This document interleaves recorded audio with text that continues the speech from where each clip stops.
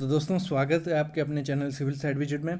तो फ्रेंड्स काफ़ी important topic पे बात करने वाला हूँ आज मैं बताने वाला हूँ कि हमें कॉलम करना चाहिए पहले या ब्रिक वर्क करना चाहिए।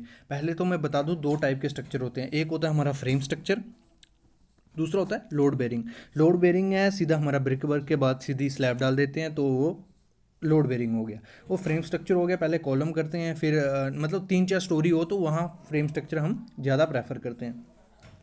तो आज का जो मेन टॉपिक है मैं बताने वाला हूँ कि हमें कॉलम पहले करना चाहिए, ब्रिक वर्क करना चाहिए। सामने आप कॉलम देख रहे हो, ये हो चुका है। इसमें क्या किया गया है, पहले कॉलम किया है उसके बाद ब्रिक वर्क किया है।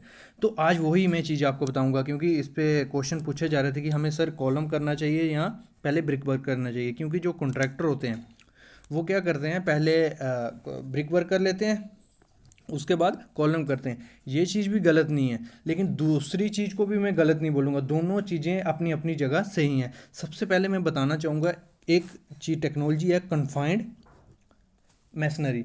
तो ये क्या है कन्फाइंड मैसनरी? कन्फाइंड मैसनरी एक तो ये बहुत पुरानी सालों से चल रही आ रही है। उसमें क्या होता था, ब्रिक वर्क पहले करते थे और कॉलम बाद में करते थे कास्ट। तो ये किस लिए ज़रूरी था? ये था कि मतलब जो हमारा अर्थक्वेक आता है और जहाँ सिस्मिक जो भी लोड वो आएगा, तो उसमें क्या होता था, अगर आपने पहले ब्रिक वर्क किया है फिर कॉलम किया है तो वो स्ट्रक्चर बहुत अच्छा रहेगा। अगर उसमें अर्थक्वेक आया जहाँ जो भी है, क्यों होगा? क्योंकि जो ब्रिक और कॉलम का बॉन्ड होगा वो बहुत अच्छे से बन जाएगा अगर हम कन्फाइंड टेक्नोलॉजी से करेंगे। मतलब पहले ब्रिक वर्क करेंगे फिर कॉलम करेंगे। लेकिन इसमें मैं इसको उल्टा बोलता हूँ। क्यों? अगर देखा जाए इसमें बहुत चीज़ें डिसएडवांटेजेस है। अगर हम कॉलम पहले करेंगे, ब्रिक वर्क पहले करेंगे फिर कॉलम करेंगे, तो इसमें क्या है, एक तो मैंने देखा है जब भी कॉन्ट्रैक्टर ये काम करते हैं तो उनका जो कॉलम होता है वो बिल्कुल भी वर्टिकल सीधा नहीं होता, प्लम में कोई नहीं होता। अगर कॉलम प्लम में नहीं रहा तो उस कॉलम का कुछ काम नहीं रहा। एक चीज़ ये देखी जाती है। दूसरी चीज़ ये देखी जाती है कि उसमें क्या होता है, थोड़ा थोड़ा जब शटरिंग करते हैं, शटरिंग में गैप बच जाता है, उसमें से स्लरी सब बाहर निकल जाती है। तो वो भी कंक्रीट उसकी ड्यूरेबल नहीं रहा, उसकी लाइफ ख़त्म होगी, उसमें सीमेंट निकल गया। तीसरी चीज़ देखी जाती है, जब उसकी क्यूरिंग करेंगे तो क्यूरिंग प्रॉपर वे से नहीं होगी। मतलब दो साइड से क्यूरिंग होगी, एक साइड से उसकी दो साइड से क्यूरिंग नहीं हो रही है, तो वो भी थोड़ा इफेक्ट करता है। चौथी चीज़ देखी जाती है, जो ब्रिक होती है वो 15 से 20% पानी अब्जॉर्ब करती है। अगर आपने ब्रिक लगा दी है अच्छे से, मतलब अच्छी ब्रिक भी लगाई है, वो भी कॉलम का पानी अब्जॉर्ब करेगी और उससे क्या होगा, उसमें इंटरनली क्रैक होने के चांसेस होते हैं और कॉलम को वीक कर सकते हैं।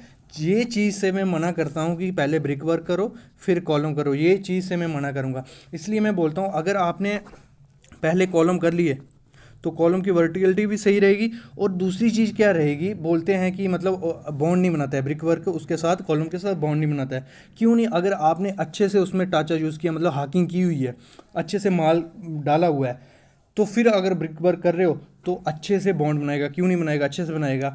और इसमें क्या होगा, दूसरी चीज़ क्या होगा, अगर प्लास्टर में आपको लगता है कि क्रैक आएगा मतलब दोनों जॉइंट में, तो वायर मैश यूज़ करो उसमें, ठीक है।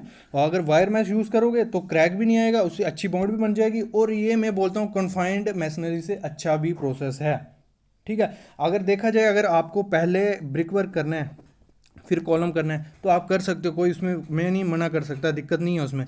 लेकिन एक ही चीज़ आपको ध्यान रखनी है, कॉलम आपका बिल्कुल वर्टिकल होना चाहिए, दूसरा स्लरी उसमें से नहीं निकलनी चाहिए, ठीक है। ये दो चीज़ें देखोगे और उसकी क्यूरिंग प्रॉपर से होनी चाहिए। अगर ये तीन चीज़ें आपने उधर अच्छे से की, अगर पहले मैसनरी की फिर कॉलम किया तो कोई दिक्कत नहीं है। और अगर जैसे अभी पूछ रहे थे कि हमें क्या करना चाहिए, तो मैं बोलता हूँ अगर आपका वो करता है कॉन्ट्रैक्टर, दोनों चीज़ें बेस्ट हैं, कोई उसमें दिक्कत नहीं है, ठीक है। क्योंकि अगर आप पहले ब्रिक मैसनरी करोगे फिर कॉलम करोगे तो उसमें क्या है, उसकी ये है स्ट्रेंथ बढ़ेगी, मतलब सिस्मिक लोड से बढ़ेगी। अगर जो ऊपर अपना एक्शियल लोड आएगा, अगर वर्टिकल नहीं है तो फिर दिक्कत हो सकती है। अगर एक ही स्टोरी का बिल्डिंग है तो मैं बोलता हूँ कोई दिक्कत नहीं है, अगर पहले आप मैसनरी करो फिर कॉलम करो, कोई दिक्कत नहीं। अगर मल्टी स्टोरी है तो फिर मैं इसकी अनुमति आपको नहीं देता हूँ। और कॉन्ट्रैक्टर क्यों नहीं करते हैं, पहले कॉलम क्यों नहीं करते हैं? उनको दिक्कत आती है, उनको बाद में वायर मैश भी यूज़ करना पड़ेगा, उनको मतलब शटरिंग भी ज़्यादा यूज़ करना पड़ेगा, प्रॉप्स ज़्यादा यूज़ करना पड़ेगा, उनका काम डिले होता है। इसलिए क्या करते हैं, पहले वो मैसनरी कर लेते हैं उसके बाद कॉलम कर लेते हैं। तो ये दिक्कत की वजह से कॉन्ट्रैक्टर ये चीज़ नहीं करते हैं। और इससे हमारा क्या निकला नतीजा, में जो मैंने बताया उसका मिसलेनियस क्या निकला कि आप दोनों चीज़ें यूज़ कर सकते हो, कोई दिक्कत नहीं है, लेकिन उसको प्रॉपर वे से, कन्फाइंड मैसनरी भी करने के अच्छे तरीके होते हैं, वो अच्छे से पढ़ लो और वो फिर आप पहले मैसनरी कर सकते हो, फिर कॉलम कर सकते हो, कोई दिक्कत नहीं है। जहाँ पहले कॉलम कर लो फिर मैसनरी कर लो, उसमें अच्छे से वायर मैश यूज़ करो, सब करो, कुछ दिक्कत नहीं आएगी। Thank you.